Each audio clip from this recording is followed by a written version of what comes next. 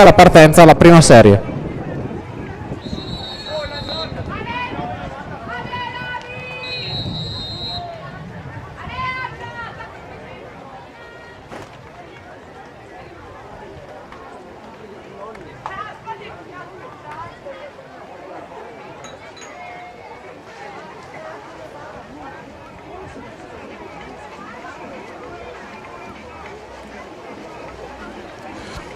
Quinta serie, 200 farfalla maschili.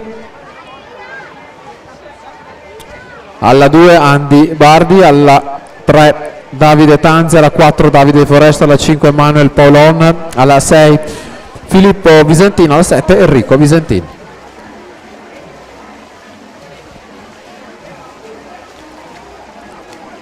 Anna De Feo 31,62, Denise Banfi 31,77, Federica Pozzabon 31,94. Le prime 5 atlete nello spazio di 68 centesimi e 50 metri.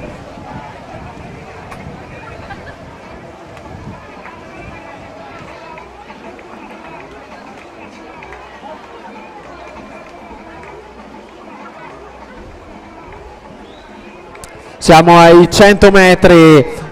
5 atlete praticamente sulla stessa linea. Andiamo a vedere chi è in testa al passaggio di metà gara.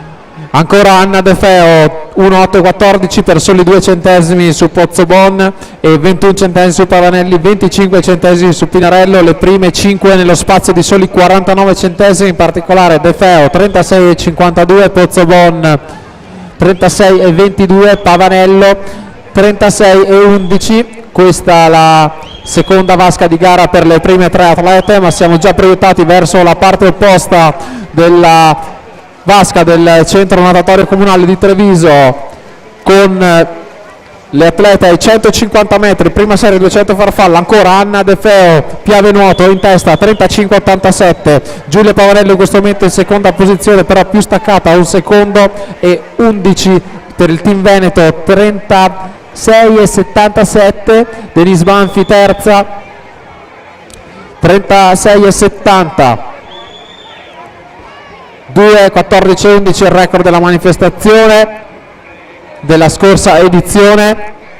Anna De Feo, Piave Nuoto alla 2, alla 6 Giulia Pavanello del team Veneto, ma va al tocco Anna De Feo, Piave Nuoto 2,20,68, 29 centesimi su Giulia Pavanello, 2,20,97 e terza Denise Banfi 2,23,76, quindi De Feo, Pavanello e Banfi sarà il